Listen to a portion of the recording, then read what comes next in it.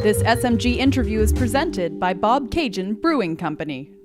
I think that everybody goes through their own stuff, whatever it is. Some people go through a whole bunch of stuff that other people say, I couldn't get through that, and some people go through their version of whatever it is. Everybody's got hurdles in their life and struggles and that sort of thing.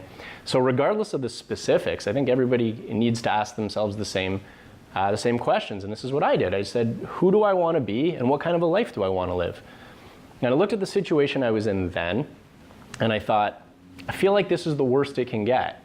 It was a terrible spot when I lost my mom that way, and at the time I was thinking, is this my future too? Am I just going to end up the same way? And you go through a lot of thoughts that you don't like to talk about and that sort of thing. So I said, if this is the worst it can get, then what's the best it can get? Because if there's a worst, there has to be a best, right?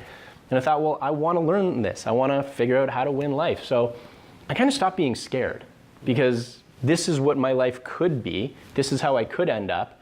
And as long as I don't, what's scary about the rest of it? You start taking more chances, right? Absolutely.